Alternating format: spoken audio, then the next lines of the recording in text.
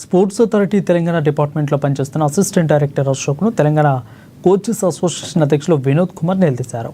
సెలవు రోజు నాడు బషీర్బాగ్లోని స్పోర్ట్స్ కార్యాలయాన్ని అశోక్ కుమార్ కొన్ని ఫైల్స్ తీసుకెళ్లడానికి వచ్చాడని ఆరోపించారు. ఇక 16 ఏళ్లుగా అసిస్టెంట్ డైరెక్టర్ అశోక్ కోచ్ల నియామకం చేపట్టకుండా అక్రమాలకు పాల్పడ్డారని మండిపడ్డారు.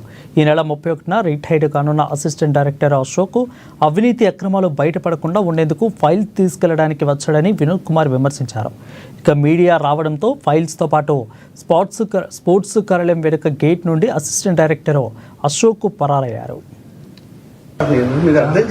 తెలంగాణలో కోచ్ల నియామకావళి విభాగాన్ని చూసే అశోక్ కుమార్ ఈరోజు ఆల్డే రోజు వచ్చి ఫైల్స్ అన్ని చూసి కొన్ని ఇంపార్టెంట్ ఫైల్స్ గైబ్ చేసే ప్రయత్నంలో ఈరోజు మాకు రెడ్ హ్యాండ్గా దొరికాడు. కాబట్టి అతన్ని పట్టుకుంటే వెళ్ళిపోయాడు.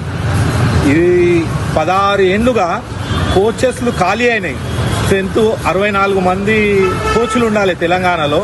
ఇవాళ ఒక్కళ్ళు కూడా లేరు, 4 ఉన్నారు. వాళ్ళు ఆఫీసర్లు అయ్యారు, ప్రమోషన్ వచ్చి ఆఫీసర్ అయ్యారు. ఇప్పుడు లెక్కకు చూస్తే ఎవరు కోచెస్ లేరు. తాత్కాలికంగా 177 మంది కోచ్లు బాధ్యతలు నిర్వహిస్తున్నారు. 26,000 16,000 చేస్తున్నారు.